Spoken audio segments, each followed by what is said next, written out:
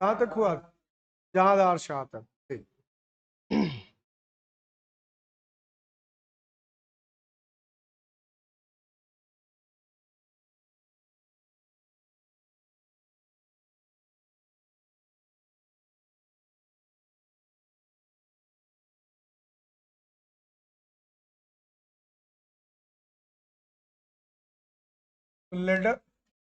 Letter Mughals पर हम लोग डिस्कशन कर रहे हैं। उत्तरवर्ती मुगल।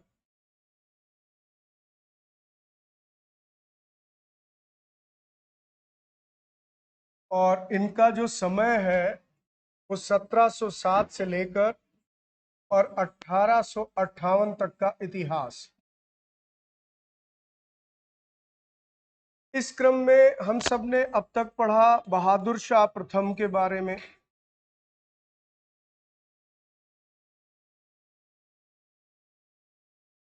जो 1707 से लेकर के और 1712 तक गद्दी पर रहा। फिर इसके बाद हमने पढ़ा जहांदार शाह के बारे में।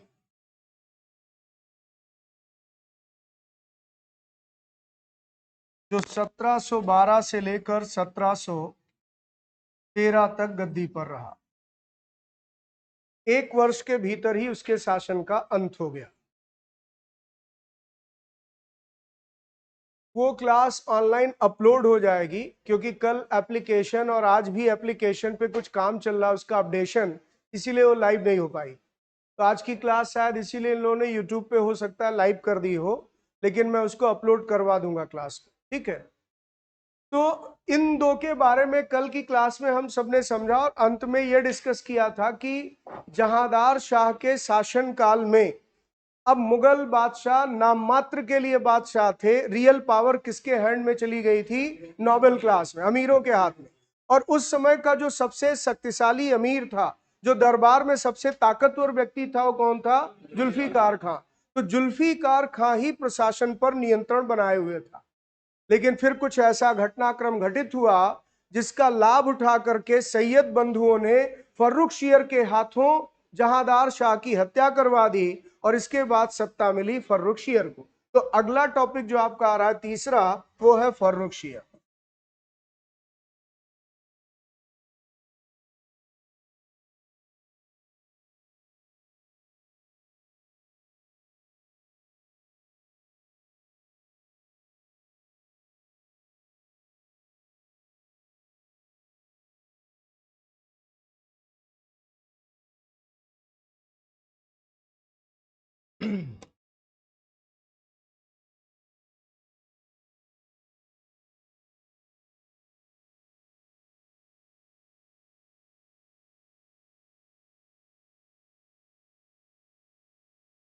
फर्रुखशियर ने 5 वर्षों से अधिक समय तक शासन किया। 1713 में वो गद्दी पर बैठा और 1719 तक वो शासक रहा। और फर्रुखशियर के शासनकाल की कुछ महत्वपूर्ण घटनाएं पहले हम लोग ध्यान से समझ लेते हैं, फिर उसको नोट डाउन करेंगे। सबसे पहली बात कि फर्रुखशियर को सफलता मिली कैसे? इसने अपने चाचा जहांदार शाह को मारा। 1713 में आगरा के पास एक लड़ाई हुई और इस लड़ाई में फर्रुखशियर विक्टोरियस रहा, वो विजयी हुआ और इस तरह से वो मुगल क्राउन बना, यानी वो मुगल एम्परर बना। लेकिन उसे मुगल एम्परर बनाने में जो रियल क्रेडिट किसी को दी जाए या जिसने रियल रोल प्ले किया, वो कौन था? सैयद ब्रदर्स।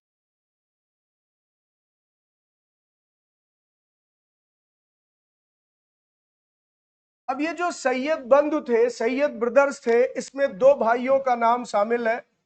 बड़े भाई का नाम था अब्दुल्ला खां और छोटे भाई का नाम था हुसैन अली खां।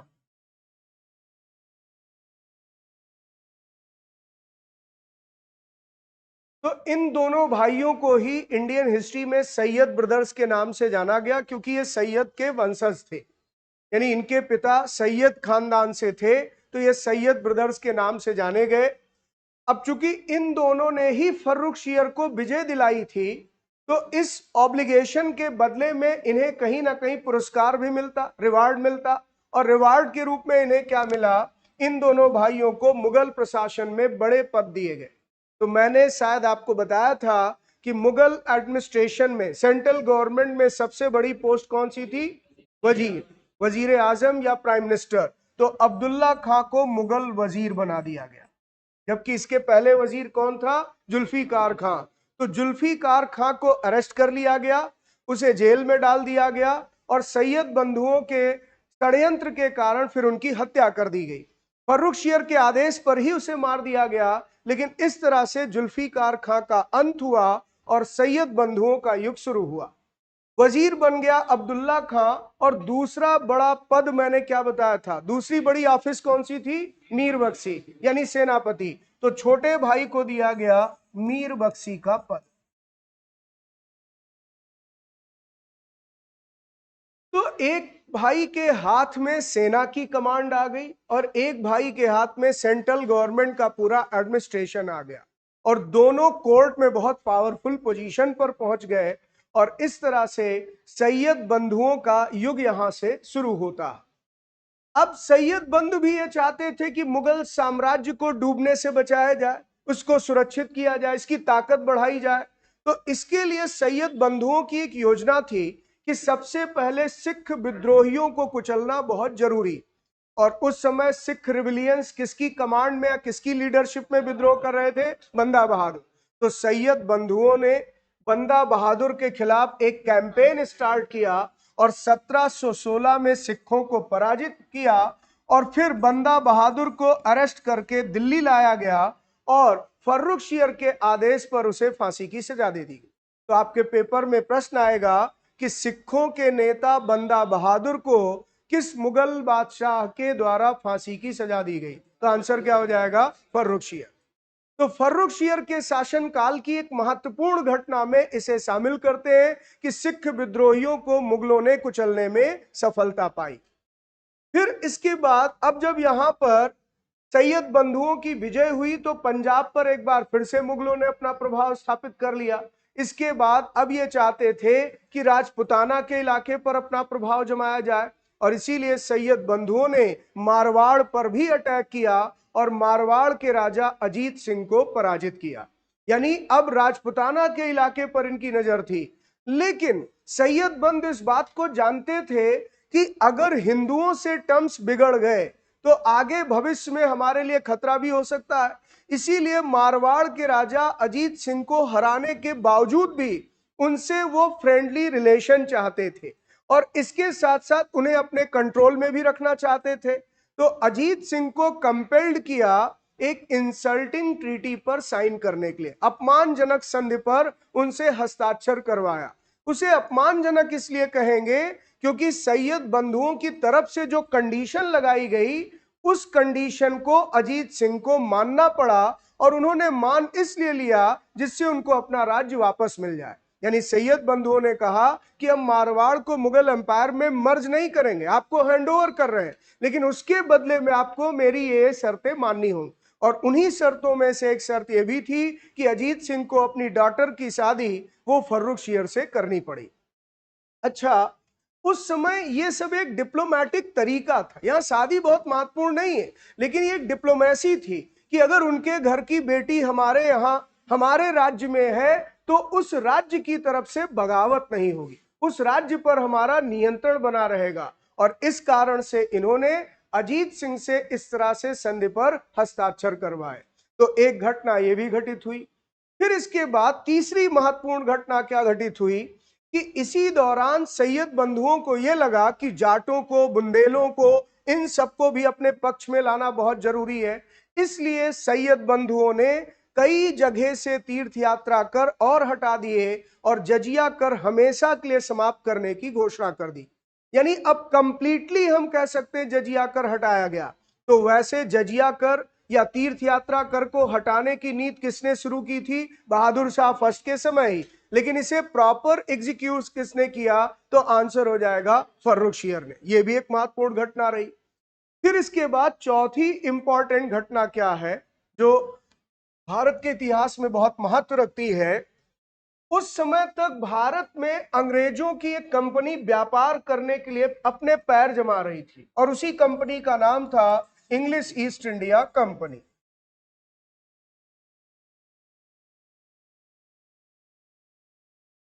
इंग्लिश ईस्ट इंडिया कंपनी कोशिश कर रही थी कि भारत में अपना व्यापार बढ़ाए। इस कोशिश में उनके सामने बहुत सारे चैलेंजेस थे, जैसे पुर्तगाली उनका विरोध कर रहे थे, फ्रांसीसी उनका विरोध कर रहे थे, डच उनका विरोध कर रहे थे। तो उस समय जो कंपनी का हेड था, एक क्लर्क था जो कंपनी को ऑपरेट कर रहा था, उसका नाम था जॉन सुरमन।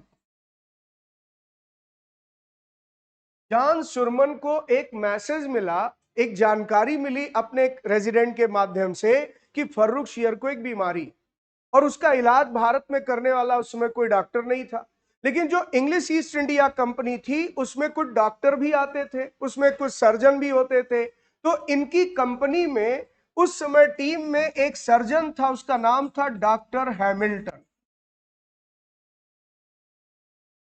तो जॉन सुरमन अपनी टीम लेकर के मुगल कोर्ट में पहुंचा फर्रुखशियर से मुलाकात करने, और यह कहा कि हमारी टीम में जो डॉक्टर साहब है वो आपका ट्रीटमेंट करने के लिए तैयार है और आपको आराम मिलेगा।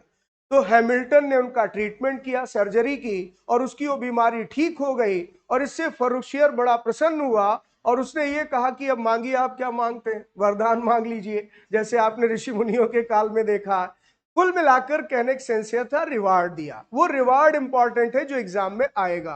दरअसल ये ईयर था 1717 का, और 1717 में फर्रुखशियर ने एक रॉयल ऑर्डर इशू किया, जिसको क्या कहते हैं, फरमान।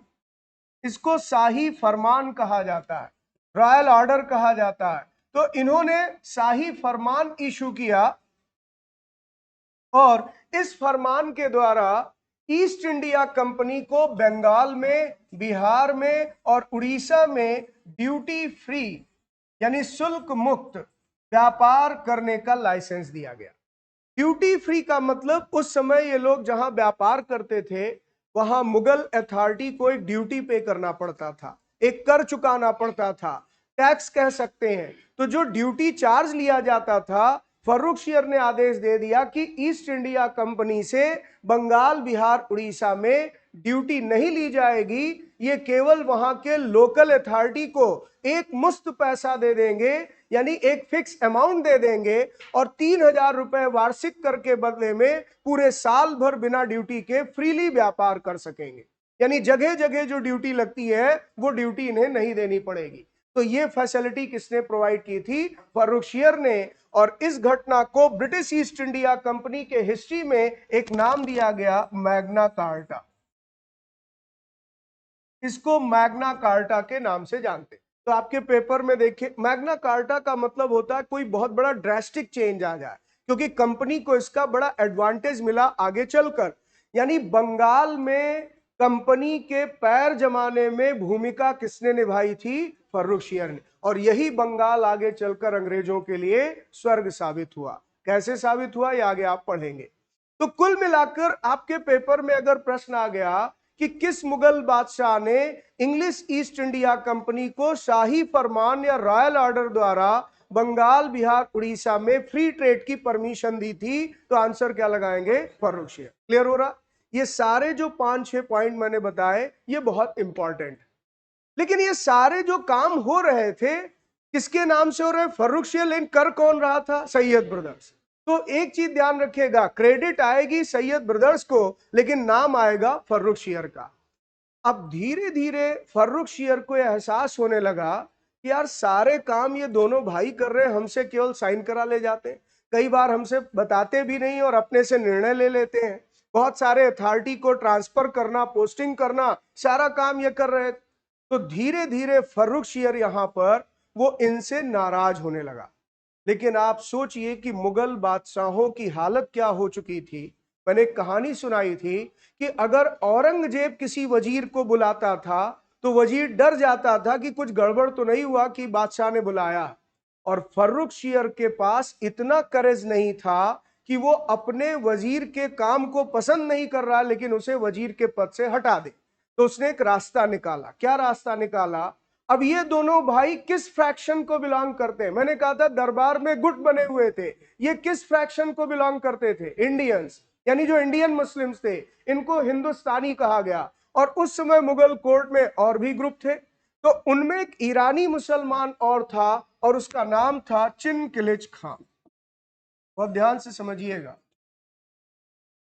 क्योंकि इसका नाम भी आगे आने वाला है।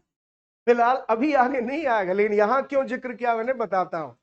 फर्रुखशियर ने चिनकिलिच खां से एक सीक्रेट मीटिंग की, और मीटिंग करके इसे क्या प्रमोट किया कि अगर तुम सैयद बंधुओं को मार दो तो मैं तुमको वजीर बना दूंगा, तुम्हें बड़ा पद दे दूंगा।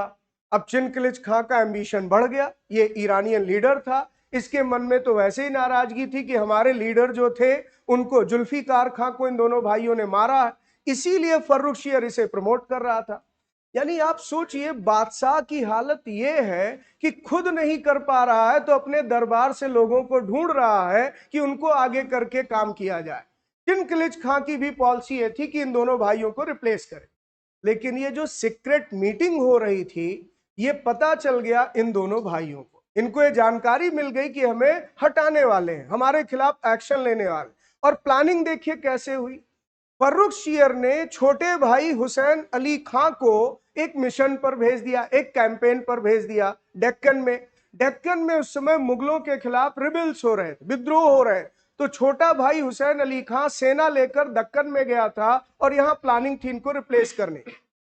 जैसे ही हुसैन अली खां को इस बात की भनक मिली, उसके बड़े भाई से उसे सूचना मिली कि हम दोनों के खिलाफ दरबार में साजिश हुई है, तुम दक्कन में हो, मैं दिल्ली में हूं, मुझे मारकर चिनकिलिच खां को बनाने वाले हैं बादशाह को, सॉरी वजीर। तो यहां पर जो है हुसैन अली खां ने दूसरा गेम कर दिया। वो पहुंच गया मराठा कमांडर बालाजी विश्वनाथ के पास, और उसने कहा कि अभी तक आप लोगों को चौथ और सरदेश मुखी कैसे मिल रही है कि हमारे ऑफिसर्स कलेक्ट करते हैं और आपको हैंडओवर करते हैं। मैं आपको खुद ये पूरा चार्ज देने वाला हूं, और इतना ही नहीं देने वाला हूं, दिल्ली की पॉलिटिक्स में भी आपके मराठों के तरफ से एक लीडर अब रहेगा। तो आप अगर हमें एक सपोर्ट कर दें तो हम यहां पर मराठों के साथ मित्रता चाहते हैं। बालाजी विश्वनाथ शॉक्ड हो गया कि अरे ये तो बटेर हाथ में लग गया, मतलब मुगल खुद आए हैं, कह रहे हैं कि हम दिल्ली की पॉलिटिक्स में भी इन्फ्लुएंस रखेंगे। तो उसने हुसैन अली खां से पूछा, भाई इसके पीछे मंशा क्या है? तो उन्होंने कहा, मुझे आपके सेना की मदद चाहिए, क्योंकि उस समय तक मराठे एक ताकत बन गए। पूछा क्यों? तो उसने बताया कि हमें फर्रुखशियर को गद्दी से हटाना है और दूसरे को बादशाह की गद्दी पर बैठाना, और ऐसे व्यक्ति को बादशाह की गद्दी पर बैठाएंगे जो आपके लिए इस डॉक्यूमेंट पर साइन कर देगा। और उस डॉक्यूमेंट का नाम था ट्रीटी ऑफ दिल्ली, यानी उसे दिल्ली की संधि कहा गया। दिल्ली की संधि कब हुई? 1719 में। और अगर पूछा गया किसके बीच हुई, तो मराठों और मुगलों के बीच। कर कौन रहा है? हुसैन अली खां, सैयद ब्रदर्स, लेकिन नाम किसका आएगा ट्रीटी पर? मुगलों का। फर्रुखशियर भी नहीं आया, क्योंकि फर्रुखशियर को हटाएंगे और दूसरे को गद्दी पर बैठाएंगे जो इस पर साइन करेगा। ये फर्रुखशियर के खिलाफ ट्रीटी है, लेकिन हो रही है फर्रुखशियर के समय। तो सैयद बंधुओं ने मराठा पेशवा बालाजी विश्वनाथ के साथ ये ट्रीटी साइन कर ली, और इसकी कंडीशन मराठों के फेवर में थी। और बालाजी विश्वनाथ को लगा कि दक्कन में तो अब हमारी हुकूमत चलेगी ही चलेगी, अब दिल्ली भी हमारी होगी, चलते हैं दिल्ली, देखते हैं वहां की क्या राजनीति है। बालाजी विश्वनाथ तैयार हो गया हुसैन अली खां की मदद करने के लिए। मराठों की सेना दिल्ली पहुंची। उस समय यह प्लान एग्जीक्यूट होने वाला था कि बड़े भाई को मारकर चिनकिलिच खां को वजीर बना दिया जाए, लेकिन चिनकिलिच खां ने देखा कि हुसैन अली खां मराठा सेना लेकर वापस आया। वो वहां से भाग खड़ा हुआ कि मैं इस साजिश में शामिल होने वाला नहीं हूं। फर्रुखशियर अकेला पड़ गया। हुसैन अली खां मराठा सेना लेकर राज दरबार में घुसा, और बादशाह के बाल पकड़कर सिंहासन से खींचते हुए भरे दरबार से बाहर ले गया, और उसे लातों और घूसों से मारा गया, और पीट कर उसे जेल में बंद कर दिया गया। और कुछ दिन बाद फर्रुखशियर की हत्या कर दी गई। ये मुगल इतिहास का पहला उदाहरण है जब किसी बादशाह की हत्या उसके ही वजीर द्वारा हुई। तो खुद बादशाह ही मारे गए, मारने की प्लानिंग जो है वजीर की थी। तो कुल मिलाकर फर्रुखशियर का अंत हुआ और इसके बाद अब नए क्राउन को गद्दी पर बैठाया गया। तो नया कौन आया इस पर आगे बात करेंगे, लेकिन फर्रुखशियर पर पूरा नोट्स लिखिएगा। हेडिंग दीजिए फर्रुखशियर 1713 से 1719।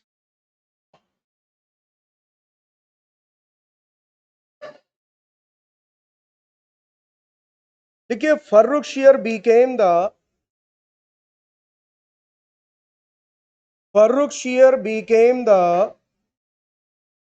emperor of the Mughal Empire,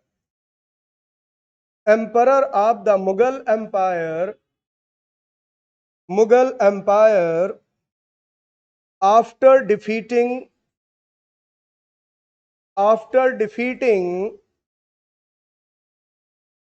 his paternal uncle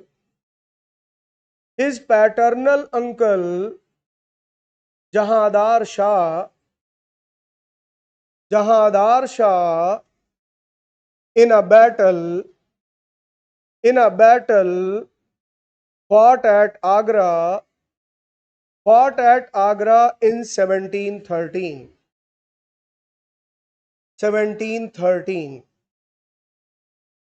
फर्रुखशियर ने, हिंदी में लिखे, फर्रुखशियर ने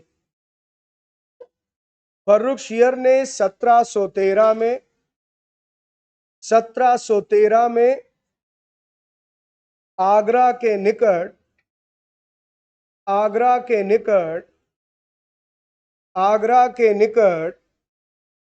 लड़े गए एक युद्ध में अपने चाचा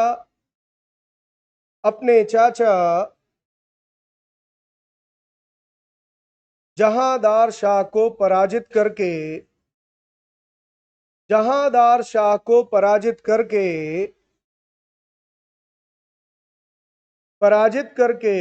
मुगल सिंहासन प्राप्त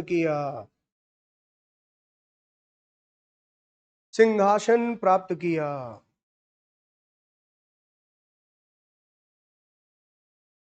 द एंटायर क्रेडिट, अगला पॉइंट लिखिए, the entire credit for making him the king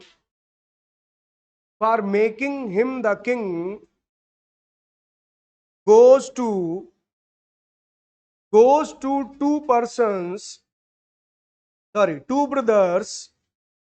to two brothers known as Sayyid brothers,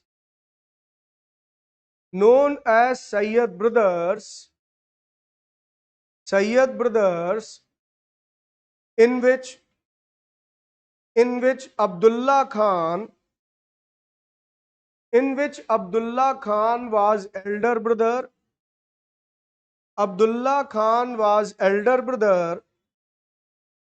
And Hussain Ali Khan was younger brother. To repay that obligation,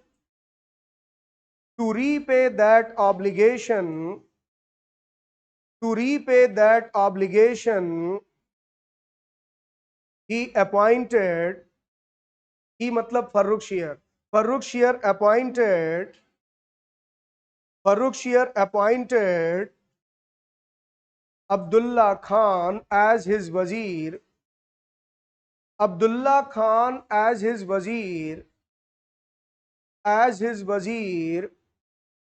and Hussain Ali Khan as his Mir Baksi.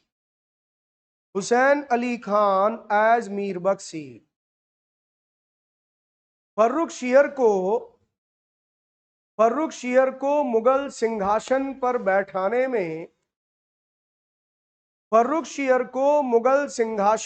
बैठाने में दो भाइयों ने प्रमुख भूमिका निभाई थी।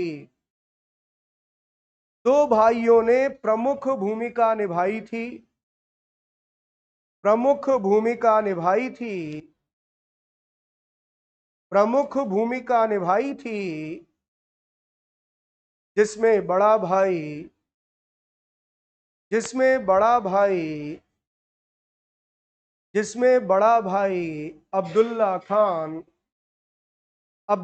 खान और छोटा भाई हुसैन अली खान था।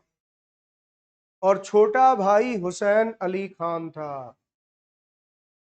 छोटा भाई हुसैन अली खान था।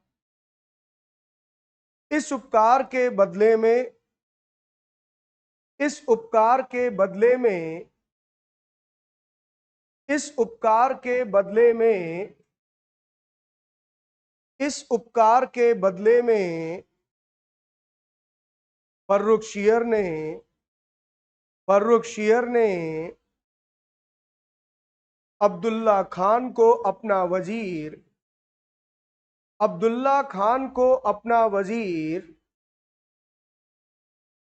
और हुसैन अली खां को मीर बख्शी का पद दिया।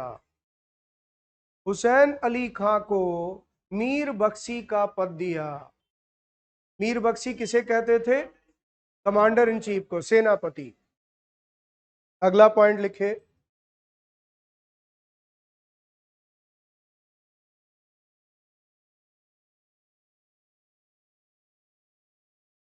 Zulfikar Khan was assassinated.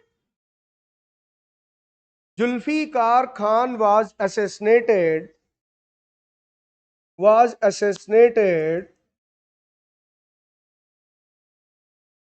during the reign of Farrukh Shear. During the reign of Farrukh Shear and Sikh leader Banda Bahadur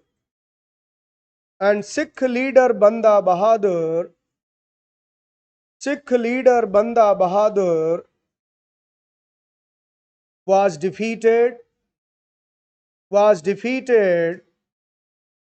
and captured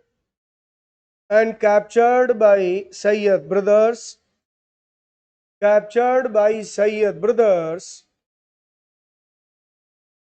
and killed in Delhi in 1716 AD. In 1716 AD. Farrukh शेर के शासनकाल में जुल्फिकार खां की हत्या कर दी गई। जुल्फिकार खां की हत्या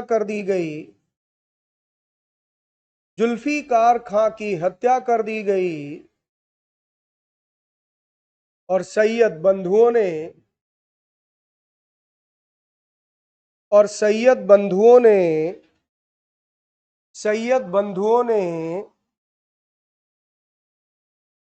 सिखों के नेता बंदा बहादुर को पराजित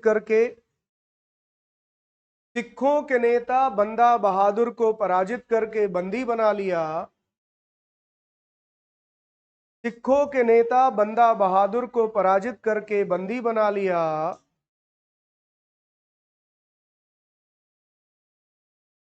और 1716 ईस्वी में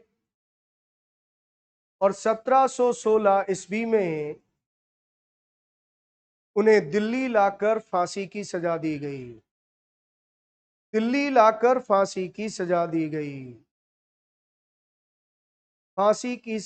गई। अगला पॉइंट लिखे। Since Farrukh Shear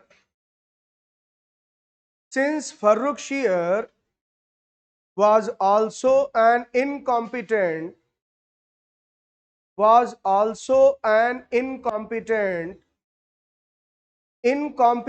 ruler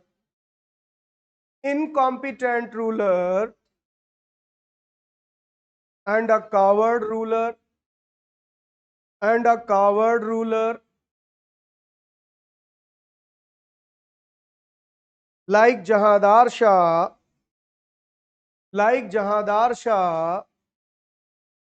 once again the empire Once again, the empire practically came under the control of practically came under the control of kingmakers. That means Sayyid brothers. That means Sayyid brothers. Sayyid brothers who began to change the system, who began to change the system, who began to change the system at their own will, at their own will, at their own will. क्योंकि नया बादशाह फर्रुख शेर भी क्योंकि नया बादशाह फर्रुख शेर भी नया बादशाह फर्रुख शेर भी अपने पूर्ववर्ती शासक जहांदार शाह की तरह अपने पूर्ववर्ती शासक जहांदार शाह की तरह अपने पूर्ववर्ती शासक जहांदार शाह की तरह जहांदार शाह की तरह जहांदार शाह की तरह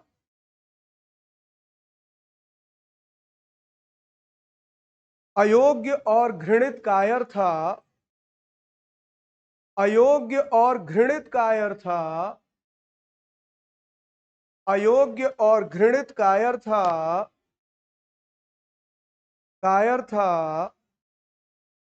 इसीलिए मुगल प्रशासन की सत्ता इसीलिए मुगल प्रशासन की सत्ता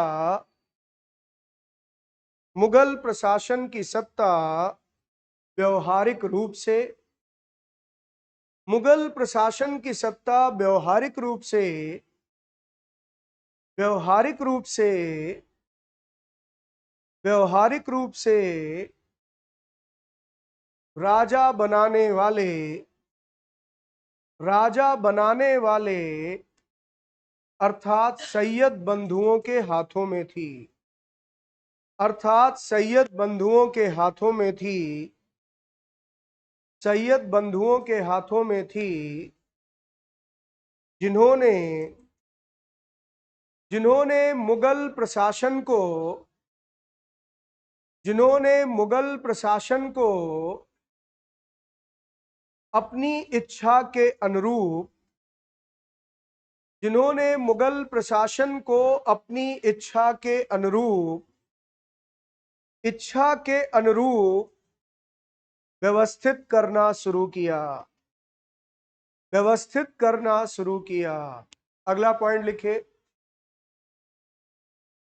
A delegation of English East India Company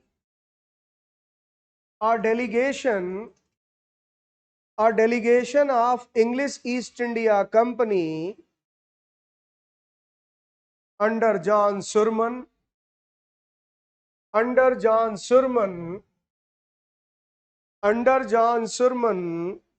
visited India in the court of Farrukhshire in 1717 AD. In 1717 AD, Farrukhshire was treated by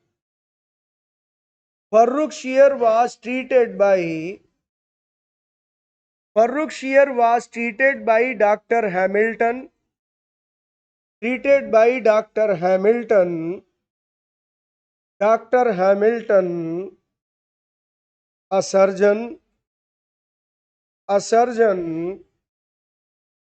who was also a part of this delegation.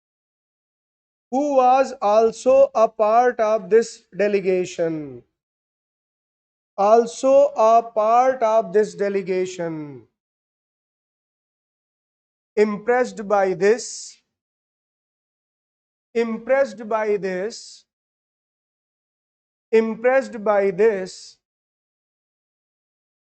By this, Farrukhshir signed three farmans. Farrukhshir signed three farmans. फरमान्स के bracket में royal order लिख सकते हैं. Three farmans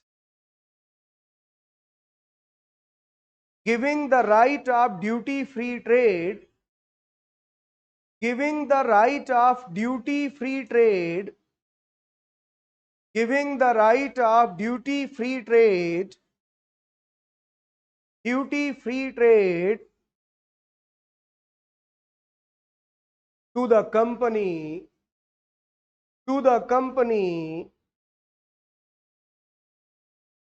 in Bengal, Bihar and Odisha, in Bengal, Bihar and Odisha on a fixed annual payment of 3,000 rupees, on a fixed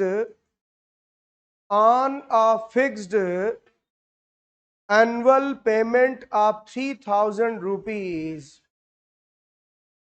3,000 rupees. The farman obtained by John Surman. The farman obtained by John Surman was called Magna Carta, Magna Carta of the company. Magna Carta of the company. Magna carta की एक meaning होती है great declaration. जब कोई बहुत बड़े level पर declaration हो जिसका फ्यूचर में बहुत ज्यादा लाभ मिले तो उसको मैग्ना कार्टा कहते हैं.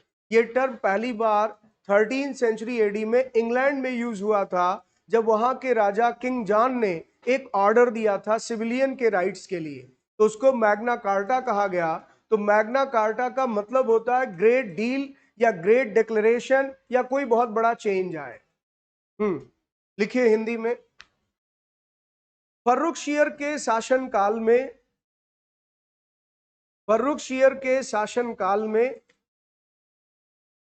1717 ईस्वी में 1717 ईस्वी में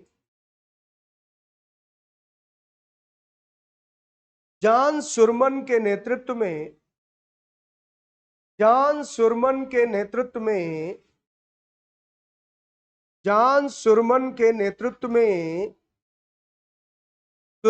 नेतृत्व में अंग्रेजी ईस्ट इंडिया कंपनी का एक दल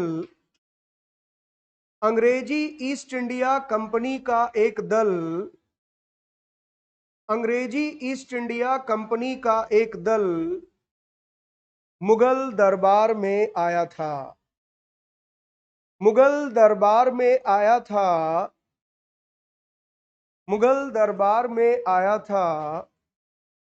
जिसमें डॉक्टर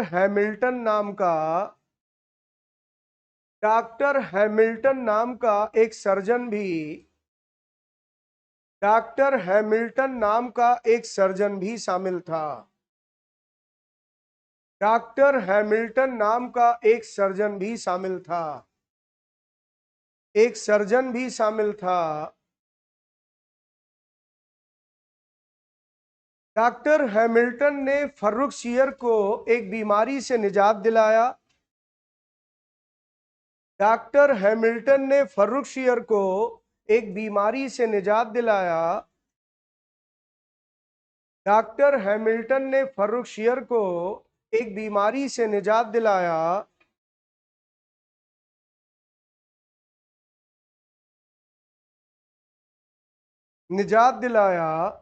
जिससे प्रसन्न होकर फर्रुखशियर ने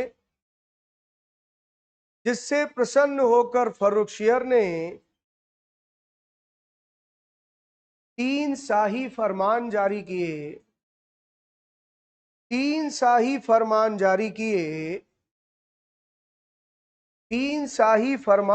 किए जिससे कंपनी को जिससे कंपनी को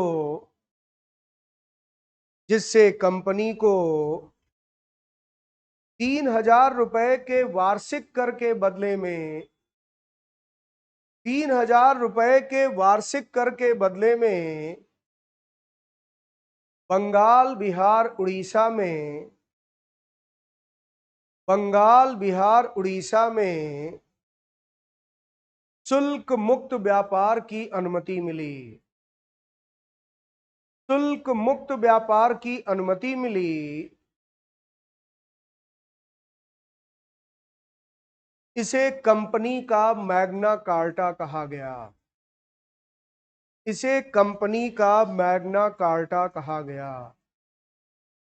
कंपनी का मैग्ना कार्टा कहा गया। नेक्स्ट पॉइंट लिखे। Despite of carrying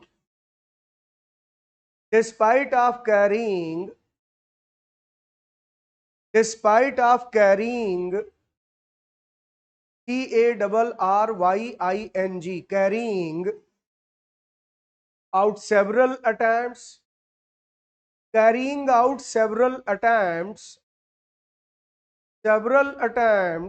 by Farrukh Shear, the power and influence of Sayyid brothers,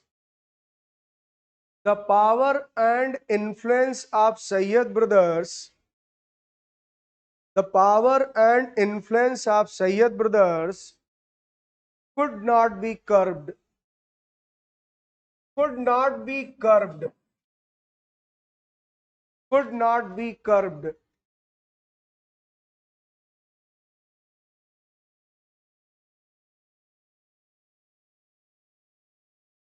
Younger brother Hussain Ali Khan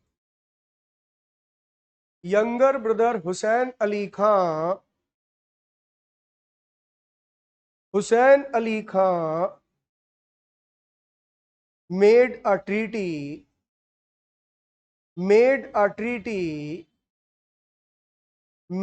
a treaty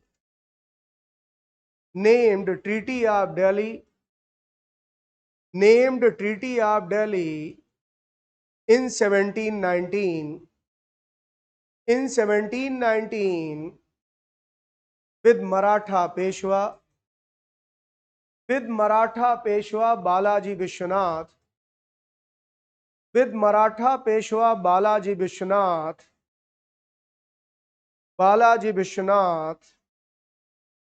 and with the help of Maratha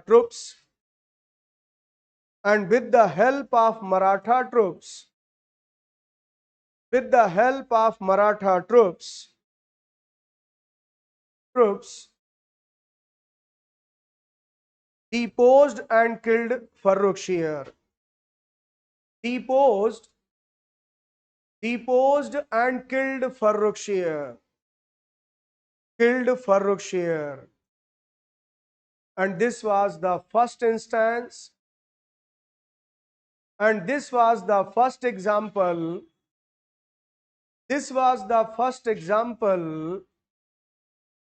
when Mughal emperor was killed by his own wazir.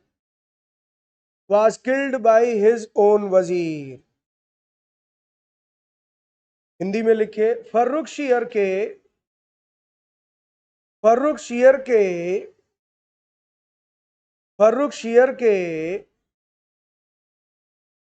बार बार प्रयास करने के बावजूद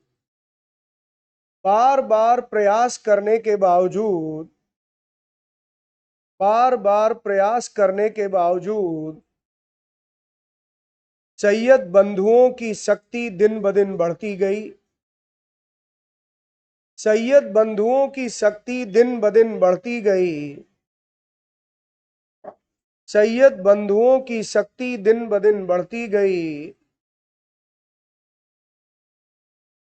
छोटे भाई हुसैन अली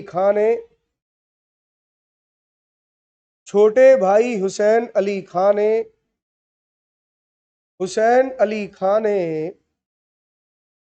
मराठा पेशवा बालाजी विश्वनाथ, मराठा पेशवा बालाजी विश्वनाथ, बालाजी विश्वनाथ के साथ 1719 में, बालाजी विश्वनाथ के साथ 1719 में, 1719 में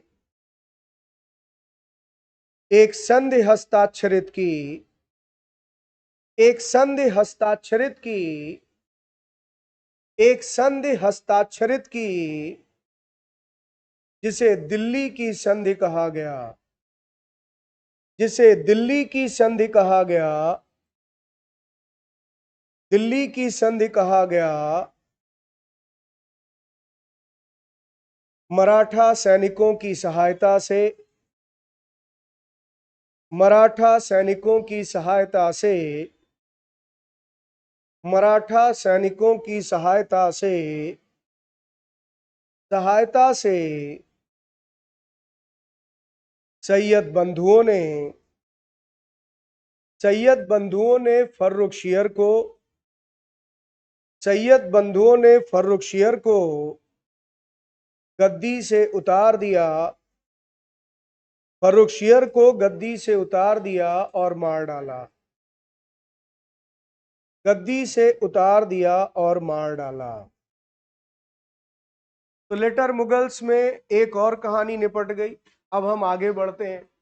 आगे बढ़ने के क्रम में अगला नाम किसका आएगा? रफीउद्दर्जात। और रफीउद्दर्जात के बाद किसका नाम आएगा? रफीउद्दौला। तो इन दोनों को हम एक साथ निपटाएंगे। मतलब हम का मतलब यहाँ सैयद बंधु से है, क्योंकि इनका कोई रोल है ही नहीं। जब फर्रुखशियर को मार दिया सैयद बंधुओं ने, तो उनके सामने एक क्वेश्चन मार्क ये था कि गद्दी पर बैठाएं किसे। अच्छा, आपके मन में एक सवाल आना लाजमी है कि सर खुद ही गद्दी पर बैठ जाते, लेकिन खुद ही अगर गद्दी पर बैठ जाते तो फिर ऐसे में उनके खिलाफ बगावत का खतरा था। यानी सेना बगावत कर सकती थी, पूरा प्रशासन बगावत कर सकता था, राज्य में जो गवर्नर थे वो बगावत कर सकते थे, आम जनता भी सोच सकती थी कि इन्होंने मुगल शहजादों को मारकर सत्ता छीन ली। क्योंकि अभी भी आम जनता के मन में जो भाव था वो मुगल बादशाह के लिए था, वो मुगल परिवार के लिए था। सैनिकों के अंदर जो वफादारी का भाव था वो मुगल परिवार के लिए था।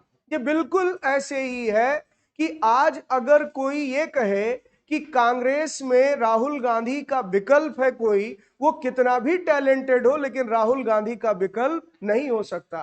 कांग्रेस अगर यूनाइट है या कांग्रेस की अगर ताकत है तो वो एक फैमिली ही है, वो चाहे राहुल हो वो चाहे प्रियंका हो। क्योंकि आप उदाहरण देख लीजिए, राजीव गांधी जी की जब डेथ हुई थी तो राहुल और प्रियंका की एज उस समय बहुत कम थी, और सोनिया गांधी ने डिसाइड किया कि अब मैं पॉलिटिक्स में नहीं जाऊंगी क्योंकि मेरे फैमिली के कई मेंबर पॉलिटिक्स के कारण ही मारे गए। फाइनली कांग्रेस का हुआ क्या? उस दौर के कांग्रेस को आप देखेंगे तो जो देखो वही भूपति बनता था कि अगर ये प्राइम मिनिस्टर हो सकते तो मैं क्यों नहीं। कांग्रेस के कई टुकड़े हो गए। नारायण दत्त तिवारी ने अपनी पार्टी बना ली, शरद पवार ने अपनी पार्टी बना ली, पीए संगमा ने अपनी पार्टी बना ली, और कांग्रेस का हाल ये हुआ कि वो सिमटती चली गई। कांग्रेस संगठन कमजोर पड़ता गया और कांग्रेस चुनाव हारती रही। अटल बिहारी वाजपेयी जी चुनाव जीतकर सत्ता में आ गए। तो उसके बाद आप देखिएगा, जैसे ही मैडम सोनिया की एंट्री पॉलिटिक्स में हुई, कांग्रेस की वो चेयरपर्सन बनी, उसके बाद देखिए कांग्रेस फिर से जीवंत हो गई। और न केवल जीवंत हो गई, उन्होंने लगातार 2 चुनाव जीत लिए। और मनमोहन सिंह 10 साल प्राइम मिनिस्टर रहे। भले ही प्राइम मिनिस्टर वो रहे हो लेकिन भूमिका किंग मेकर की ज्यादा रही। तो यहां पर ऐसे ही राजनीति में आज भी है कि अगर एक फैमिली के प्रति किसी का ट्रस्ट है तो उसे रिप्लेस नहीं किया जा सकता। सैयद बंधु किसी ना किसी चेहरे को ही सामने रखते, भले ही पर्दे के पीछे खेल कोई और करे, कि नाम मुगल बादशाह का ही चलेगा। इसलिए उन्होंने फैमिली के ही एक मेंबर को ढूंढा। रफी उस शान का नाम मैंने बताया था आपको। कब बताया था? जब कहा था कि बहादुर शाह की मृत्यु हुई तो उनके 4 बेटों में लड़ाई हुई। 4 बेटों का नाम मैंने जिक्र किया था, उसी में एक बेटा था रफी उस शान, और रफी उस शान का ही बेटा था, उसका नाम था रफीउद्दर्जात। अच्छा, रफीउद्दर्जात को ही सैयद बंधुओं ने क्यों ढूंढा?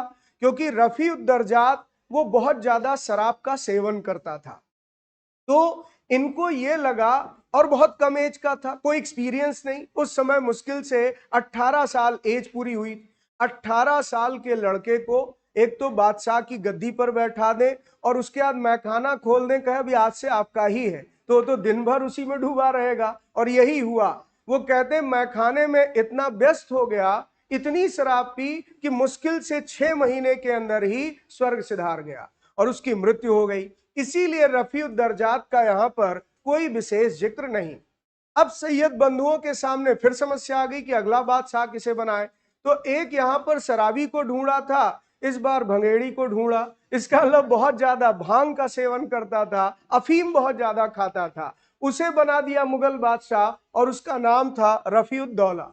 तो इसके बाद रफीउद्दौला गद्दी पर बैठा, वो भी 4 महीने में ही एक तरीके से उसके भी शासन का अंत हो गया। यानी ये दो के दोनों ही भाई बहुत कम समय तक मुगल सिंहासन पर रहे और 1 साल के भीतर ही सत्ता का परिवर्तन होता रहा।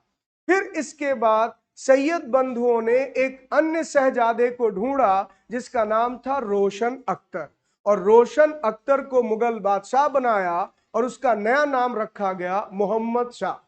तो इसके बाद मोहम्मद शाह का शासन शुरू होता है। इसको शॉर्ट में लिख लीजिए, फिर आगे बढ़े, पैरा चेंज करके लिखिएगा। हेडिंग दीजिएगा रफीउद्दर्जात एंड रफीउद्दौला, रफीउद्दर्जात एंड रफीउद्दौला, रफीउद्दर्जात एंड रफीउद्दौला। क्रम याद होता जा रहा है ना? पहला क्या हुआ? बहादुर शाह। दूसरा क्या हुआ? जहांदार शाह। तीसरा क्या हुआ? फर्रुख शेर। चौथा क्या हुआ? और पांचवा? तो यहां तक लिखिए, इसमें लिखिएगा following the death of Farrukh शेर, following the death of Farrukh Shear,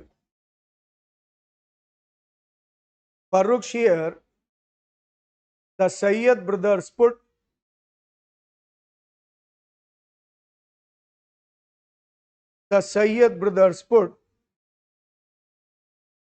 two kings,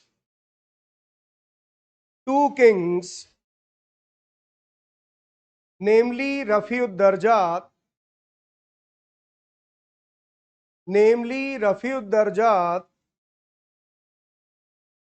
and Rafiuddaulah.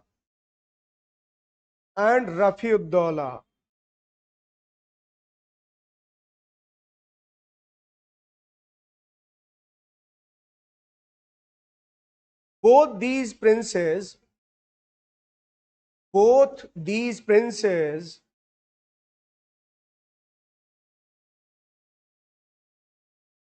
died of tuberculosis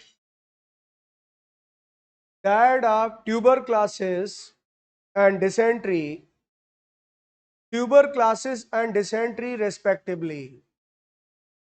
respectively, and they ruled shortest period.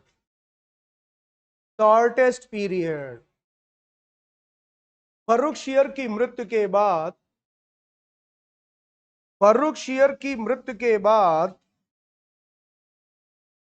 के बाद सैयद बंधुओं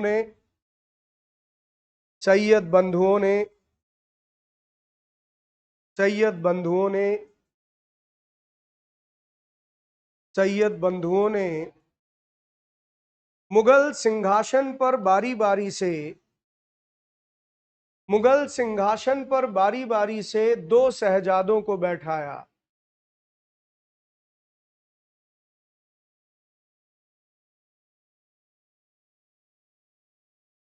बारी बारी से 2 मुगल शहजादों को बैठाया जिनके नाम रफीउद्दर्जात और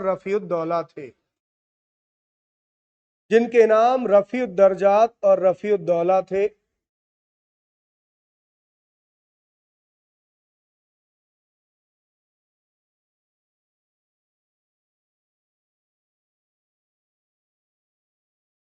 रफीउद्दर्जात की टीबी की बीमारी के कारण शीघ्र ही मृत्यु हो गई।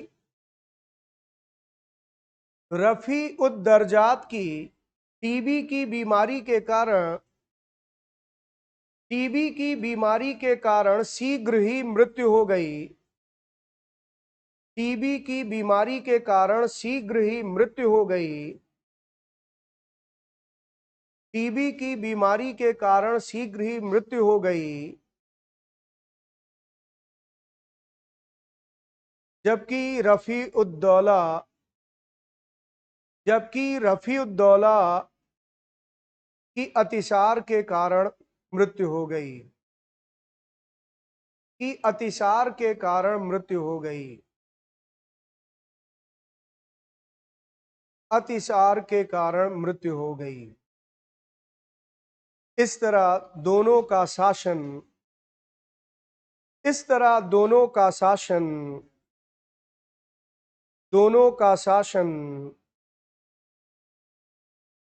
का शासन अल्पकालिक रहा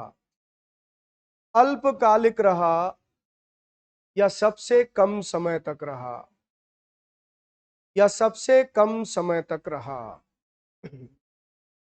कम समय तक रहा। अब हेडिंग लिखिएगा मोहम्मद शाह। अगर आपके पेपर में प्रश्न आया कि उत्तर मुगल काल में सबसे कम समय तक मुगल सिंहासन पर रहने वाला एम्परर कौन था, तो रफीउद्दर्जात। दर्जात का शासन 6 से भी कम। मैंने डेट लिखा दी है इसलिए आपको महीना काउंट कर लीजिएगा उसमें। बाकी वह इतना याद रखिए कि रफीउद्दर्जात मुश्किल से 4 महीने कुछ दिन के लिए शासक रहा। और उसके बाद दूसरा नंबर किसका रहा, रफीउद्दौला। तो ऑप्शन में पेयर भी आ सकता है कि कौन से 2 मुगल रूलर थे जिनका बहुत शॉर्ट पीरियड के लिए रूल रहा, तो रफीउद्दर्जात और रफीउद्दौला। क्लियर है, आगे बढ़े।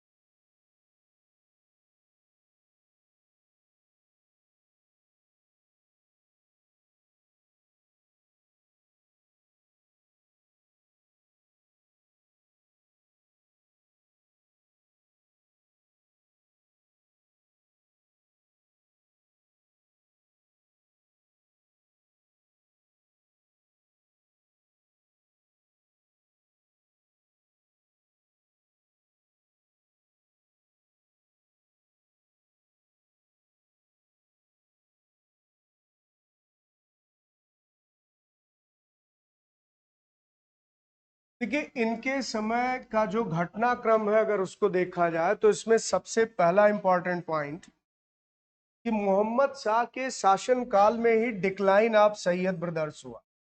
एक एक करके मैं समझाऊंगा, पहले आप पॉइंट समझ लें क्या क्या इंपॉर्टेंट है। डिक्लाइन ऑफ सैयद ब्रदर्स, इसका मतलब भी आप समझ गए होंगे कि दोनों भाई क्या हुए, मारे। सैयद ब्रदर्स का अंत हुआ। लेकिन सैयद ब्रदर्स के अंत का मतलब ये नहीं था कि ये बड़ा ताकतवर था और अब ये स्वतंत्र हो गया, नया कोई किंग मेकर पैदा हो गया। और इस बार नया किंग मेकर था मोहम्मद अमीन खां एंड चिनकिलिच खां। तो चिनकिलिच खां की योजना उस समय की अब रंग लाई इसके शासनकाल में। अब जब इन दोनों ने प्रमुख भूमिका निभाई, मोहम्मद अमीन खां और चिनकिलिच खां ने, तो ऑब्वियस था कि दोनों को बड़े पद दिए जाते। तो मोहम्मद अमीन खां को वजीर बनाया गया और चिनकिलिच खां को दक्कन का गवर्नर बनाया गया। और कमरुद्दीन खां को बनाया गया यहां पर मीर बख्शी। तीनों शामिल थे, 3 नहीं बल्कि 4 लोग मिलकर के मारे थे सैयद बंधुओं को। चारों को पुरस्कार मिला था, लेकिन 2 का नाम एग्जाम के लिए इंपॉर्टेंट। एक का नाम था यहाँ पर सादतुल्ला खां। सादतुल्ला खां को अवध का गवर्नरशिप मिला, अवध यूपी उस समय का, वहां का सूबेदार बना वो। चिनकलिज खां को मैंने बताया क्या मिला, दक्कन। और उसके बाद कमरुद्दीन को क्या मिला, मीर बख्शी का पद। और अमीन खां को क्या मिला, वजीर। तो सैयद बंधु इसके समय मारे गए, लेकिन इसे गद्दी पर बैठाने में भूमिका किसने निभाई थी, सैयद ब्रदर्स। यानी एक बात आप नोटिस करें, सैयद ब्रदर्स का नाम लेटर मुगल हिस्ट्री में इतना इंपॉर्टेंट है क्योंकि उन्होंने एक एक करके कितने मुगल शहजादों को गद्दी पर बैठाया, 4। पहला कौन, फर्रुखशियर, दूसरा रफीउद्दर्जात, तीसरा रफीउद्दौला और चौथा मोहम्मद शाह। क्लियर है। इसका मूल नाम था रोशन अख्तर। अब जब इसे गद्दी पर बैठा, ये भी बहुत कम एज का था, 19 साल का एक युवा, तो उस समय भी सैयद ब्रदर्स अपनी वाली करते रहे। लेकिन धीरे धीरे दरबार में षड्यंत्र बढ़ता गया। अमीन खां इसका बहुत करीबी बन गया, और करीबी बनने की भी कुछ वजह थी, और इसलिए अमीन खां ने इसे कन्विंस कर लिया कि अगर सैयद ब्रदर्स को रिप्लेस नहीं करोगे तो एक दिन तुम्हें भी सिंहासन से हटा दिया जाए। और इस तरह से अमीन खां के कहने पर ये उसके अनुसार चलने को तैयार हो गया, और फाइनली सैयद ब्रदर्स मारे गए। इसके स्वभाव के कारण, मतलब इसका समय प्रशासन से कोई मतलब ही नहीं था, राजपाट कैसे चल रहा है, कौन चला रहा है, कौन अधिकारी है, कुछ मतलब नहीं था। सिर्फ मतलब क्या था, दिन भर नृत्य और संगीत का आनंद लेना, शराब का सेवन करना और महिलाओं के बीच ज्यादातर समय बिताना। इसीलिए भारतीय इतिहास में इसका नाम क्या रखा गया, रंगीला बादशाह। ये प्रश्न आया भी है कि रंगीला बादशाह के नाम से किसको जाना जाता है, मोहम्मद शाह। तो इस तरीके से मोहम्मद शाह के शासन काल में मुगल प्रशासन की स्थिति और भी बिगड़ती चली गई। अच्छा, स्थिति अभी बिगड़ ही रही थी कि इसी बीच में कुछ घटनाएं और घटित हुई। जैसे मोहम्मद अमीन खां बीमार पड़ा और उसकी डेथ हो गई, नेचुरल डेथ हुई। और मतलब 1 साल भी नहीं बीता था उसे वजीर बने कि उसकी डेथ हो गई। तो जब डेथ हो गई तो वजीर का पद खाली हो गया। तो इसने दक्कन के गवर्नर चिनकिलिज खां को बुलाया कि दिल्ली आओ, और दिल्ली आकर वजीर का विभाग आप संभालो, क्योंकि वही दूसरा खास व्यक्ति था। चिनकिलिज खां दिल्ली आया भी। ये वही बात है, ऐसे आप समझिए कि कोई किसी राज्य का मुख्यमंत्री है और उसको फोन करके कहा गया आइए दिल्ली में प्रधानमंत्री का पद लिए, आएगा कि नहीं आएगा, आएगा। तो वो बड़े उम्मीद के साथ दिल्ली आया, और इस तरह से नया वजीर कौन बन गया, चिनकिलिज खां। लेकिन चिनकिलिज खां जब दिल्ली पहुंचा तो उसने दिल्ली का माहौल देखा, बहुत बिगड़ रहा, बहुत साजिश हो रही, दरबार का माहौल बिगड़ा, लोग बहुत करप्ट प्रैक्टिसेस कर रहे। करप्ट प्रैक्टिसेस का मतलब दरबार में गबन चल रहा है, पैसे का गबन, और बादशाह को कोई मतलब ही नहीं। जैसे 1 करोड़ कुछ रुपए बंगाल से वसूल कर लाए गए थे राजस्व के, लेकिन खजाने में जमा किया गया 17 लाख रुपए, और बाकी पैसा कहां गया ये मोहम्मद शाह को भी नहीं पता है। तो पैसे का खेल भी बिगड़ रहा था। जब चिनकिलिज खां ने देखा कि ये हालात हैं, तो उसने तय किया कि सबसे पहले वित्त के प्रशासन को सुधारा जाए, फाइनेंस को सुधारा जाए। और इसलिए उसने अपने गुप्तचर लगाए और पता करने शुरू किए कि कौन कौन करप्ट प्रैक्टिसेस में इंडल्ज्ड है। उन अधिकारियों की एक लिस्ट बनाई गई, और यह तय किया गया कि बादशाह से एक फरमान जारी करा के इन सभी वित्त अधिकारियों को, फाइनेंस ऑफिसर्स को हटा दिया जाएगा, और उनकी जगह नए ईमानदार लोगों की भर्ती होगी। यहां चिनकिलिज खां वजीर था, लिस्ट लेकर के वो बादशाह से मिला, बताया। अच्छा, अब चिनकिलिज खां इतनी स्ट्रांग पोजीशन में अभी नहीं है कि अकेले ही सब कुछ कर सके, उसे भी तो सिपह सलार चाहिए, मंत्री तो चाहिए, लेकिन सारे मंत्री ही करप्ट होते जा रहे। तो रोकने का तरीका था कि चिनकिलिज खां अपने मंत्रियों को लाए, अपने व्यक्तियों को, और बादशाह के तरफ से फरमान जारी कराए। तो इसने मोहम्मद शाह से मुलाकात की, लिस्ट दी कि भाई ये करप्ट ऑफिसर्स है, इनको आप हटाइए। उसने कहा ठीक है, आपने दे दिया, मैं इन अधिकारियों को बुलाता हूं। सारे अधिकारियों को बुलाया और कहा आप लोग जो भी भ्रष्टाचार कर रहे हैं हमें सब पता है, अब कल से उसमें 30% हिस्सा मेरा भी होगा। तो अब आप इससे सोच सकते हैं कि बादशाह क्या फैसला कर रहे हैं, यानी हटाने के बजाय उसमें अपना हिस्सा मांग रहे हैं। उनको ये पता ही नहीं है कि ये तो पूरा मेरा है, उसके बावजूद वो सोच रहा है कि ज्यादा से ज्यादा मुझे मिल जाए, क्योंकि प्रशासन का कोई अनुभव नहीं। और इस कारण से दरबार की स्थिति और बिगड़ गई। अब यहां पर चिनकिलिच खां को एक बात समझ में आ गई कि प्रधानमंत्री होने से अच्छा है दक्कन में मुख्यमंत्री होना। ये बिल्कुल ऐसे है कि सिक्किम कैडर में आईएएस बनकर जाने से अच्छा है अपने यूपी के किसी जिले में जाकर एसडीएम ही बन जाए, क्योंकि वहां का एसडीएम भी इतना कमा लेगा जो सिक्किम गैंगटोक में आप आईएएस बनकर भी नहीं कमा पाएंगे। तो कई जगह की पोस्टिंग का बड़ा इंपॉर्टेंस होता है। चिनकिलिच खां को लगने लगा कि क्यों ना वापस दक्कन चले जाए, यहां से तो ज्यादा अच्छा रहेगा, क्योंकि उसका मंसूबा अब कुछ और था। वो क्या सोच रहा था कि दक्कन में अब मैं केवल गवर्नर नहीं रहूंगा, बल्कि क्यों ना अपना 6 सूबा कंट्रोल करके अपने आप को राजा घोषित कर लूं। इस ख्वाब के साथ उसने बादशाह को बताया कि मैं शिकार खेलने जा रहा हूं। शिकार खेलने के बहाने दिल्ली से बाहर निकला और वजीर की कुर्सी छोड़कर वो पहुंच गया दक्कन।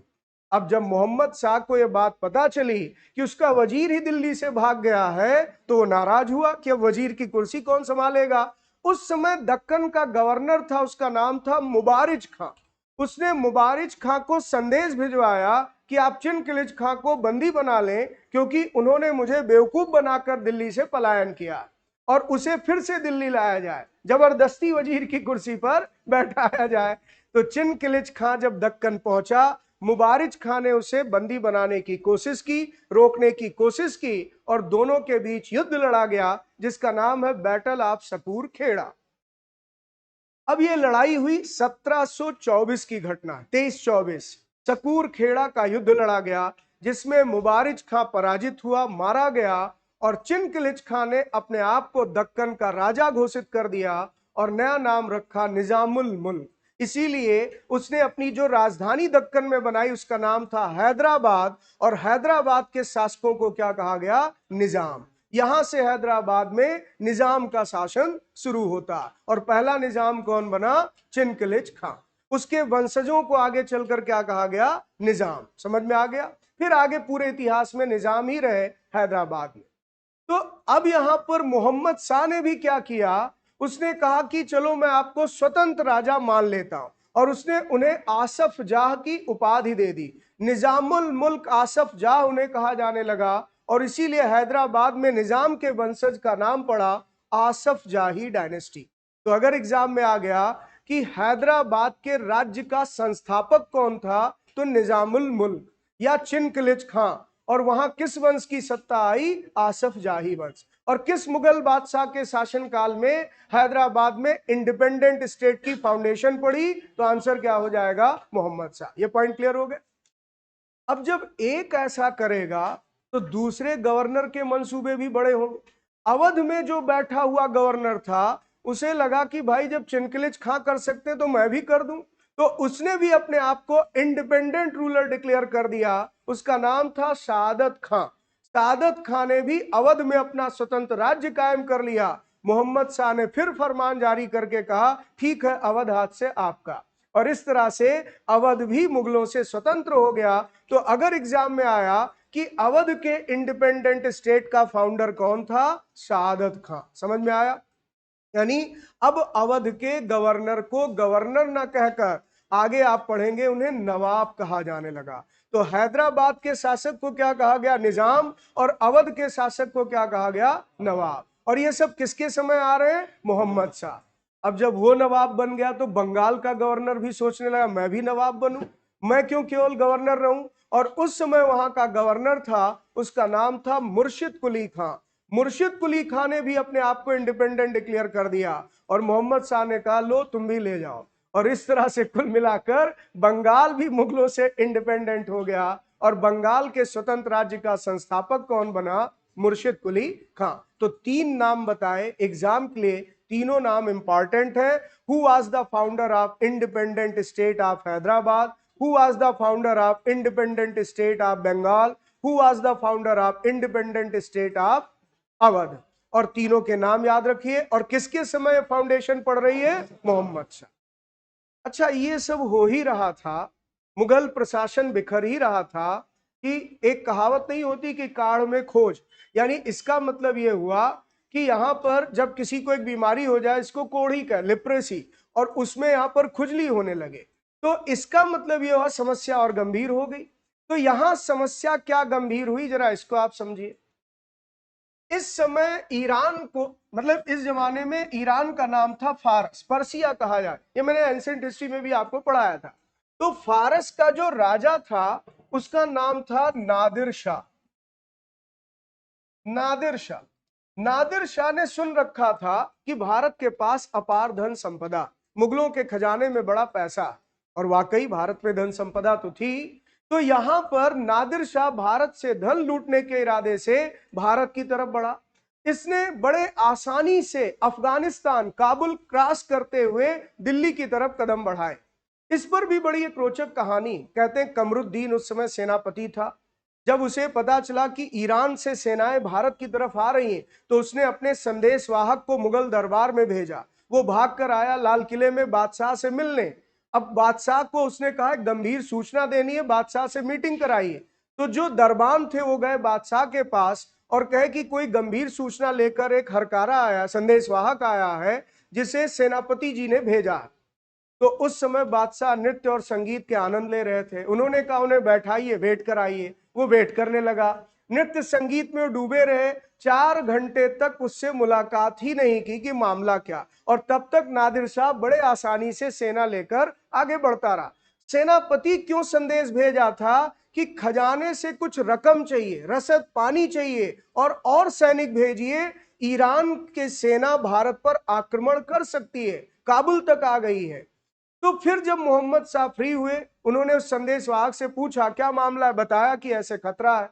तो कहा ये बताइए कि ईरान की सेना कहां तक पहुंची है। तो उन्होंने कहा काबुल तक पहुंच गई है। तो कहा काबुल तो दिल्ली से भी बहुत दूर है, आराम से जाओ, जब अगर करीब आते दिखेंगे तब बताना। ये उसकी दूरदर्शिता की कमी थी। उसको ये अंदाजा ही नहीं है कि सेना सीमा में प्रवेश कर गई है तो दिल्ली की तरफ तो बढ़ेगी। यानी तैयारी करते करते या युद्ध के लिए आगे बढ़ते बढ़ते इतनी देर हो गई कि बिना किसी प्रतिरोध के ही नादिर शाह कहां पहुंच गया, करनाल।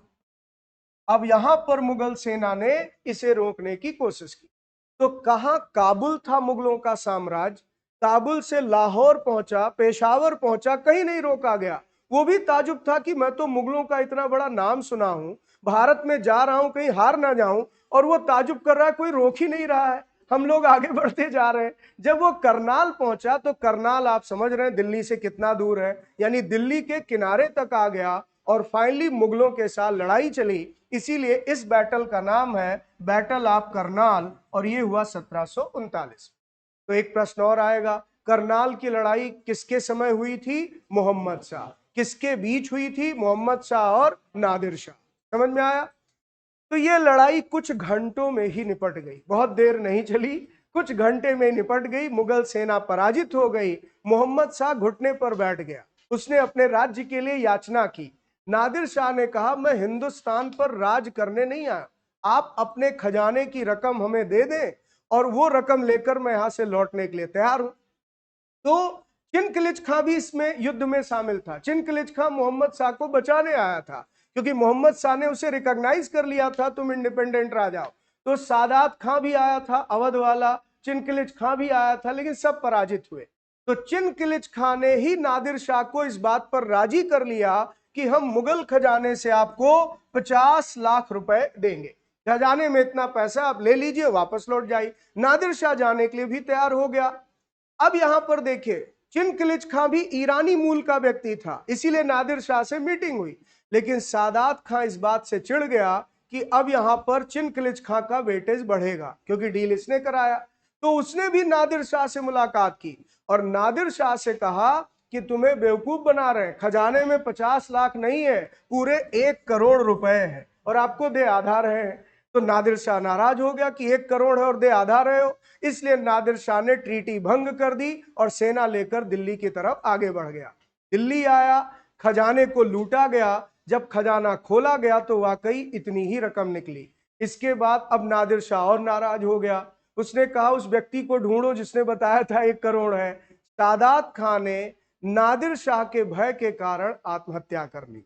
तो इस तरह की घटनाएं भारत के इतिहास के उस दौर की। नादिर शाह को जब ये रकम नहीं मिली, उसका बहुत नुकसान हुआ और भी कुछ घटनाएं घटित हुई, तो उसने दिल्ली में भारी कत्लेआम मचाया, यहाँ के लोगों को मारा गया और फिर वो यहां से भारत में कुछ और चीजें लूट कर ले गया, जिसमें सबसे इंपॉर्टेंट था तख्ते ताउस। तख्ते ताउस आप समझ गए होंगे क्या था, इसका नाम था पीकॉक थ्रोन, मयूर सिंहासन। इसे शाहजहां ने बनवाया था, इसमें हीरे जड़े थे, सोने से बनाया गया था, चांदी से बनाया गया, इस पर शाहजहां बैठता था इसी लाल किले में। इसे भी नादिर शाह उठा ले गया। तो ये मैं इसलिए बता रहा हूं, एक प्रश्न आया है, तख्ते ताउस पर बैठने वाला अंतिम मुगल बादशाह कौन था? मोहम्मद शाह। गलती से बहादुर शाह जफर मत लगाइए, बहादुर शाह जफर अंतिम मुगल बादशाह है, लेकिन प्रश्न क्या पूछा जा रहा है? तख्ते ताउस पर बैठने वाला अंतिम मुगल बादशाह तो मोहम्मद शाह, क्योंकि आगे भी मुगल बादशाह है लेकिन तख्त ही नहीं रहा, वो कहां चला गया? ईरान में। तो इसे नादिर शाह लूट कर ले गया और एक और बेशकीमती चीज लूट कर ले गया था, उसका नाम था कोहिनूर हीरा। मुगलों के पास था तो कोहिनूर हीरा भी भारत से ले गया। यानी नादिर शाह के अटैक से अब आप लोग बताइए कि भारत को सबसे ज्यादा नुकसान किस क्षेत्र में हुआ, राजनैतिक या आर्थिक? आर्थिक नुकसान हुआ, पॉलिटिकल नुकसान नहीं हुआ। आर्थिक का मतलब यह था कि यहां पर इकोनॉमी हिल गई मुगलों की, वेतन देने के लिए खजाने में पैसा नहीं बचा। लेकिन अब एक और पॉइंट आप लोग बताइए, राजनैतिक नुकसान क्या हुआ, पॉलिटिकल लॉस क्या हुआ? नादिर शाह तो लौट गया, हिंदुस्तान में उसने राज नहीं किया, धन लूटने आया था, तो पॉलिटिकल लॉस क्या हुआ? इससे मुगल की जो पॉलिटिकल पावर की वीकनेस थी वो पूरे देश में एक्सपोज हो गई। यानी सबको पता चल गया कि ये कहने के लिए बहुत बड़े सेनापति, इनकी कोई औकात नहीं है, और छोटे छोटे जो है राज्य में लोग अपना राज्य बनाने लगे, मुगलों का डर निकल गया और हिंदुस्तान का राजनीतिक बिखराव हो गया। ठीक है, इसी को हम लोग अगली क्लास में नोट डाउन करेंगे। अच्छा, आप सबको बताया गया होगा साइंस की क्लासेस एवरी सैटरडे को चलती हैं, लेकिन साइंस की क्लासेस का ड्यूरेशन ज्यादा रखा जाता है, देर तक क्लासेस होती हैं। तो 2 घंटे की क्लास का पहला पीरियड होता है, 2 घंटे की क्लास का दूसरा पीरियड, एक दिन में 4 घंटे की क्लास होती है। अगर 4 घंटे ग्रैप्स करने की पोटेंशियल नहीं होगी तो परेशान मत होइएगा, कोई एक ही पीरियड अटेंड कर लीजिएगा। लेकिन कल 10 से 12 साइंस है और 12:30 से 2:30 साइंस है, तो कोई भी एक पीरियड जरूर अटेंड करिए। और इसके अलावा दोनों कर सकते हैं तो बहुत अच्छी बात है, वो आप पर डिपेंड करता है। आप अगर दोनों करेंगे तो थोड़ा जल्दी खत्म होगा, टाइम है तो आराम से एक पीरियड आप अटेंड करें। Okay, thank you.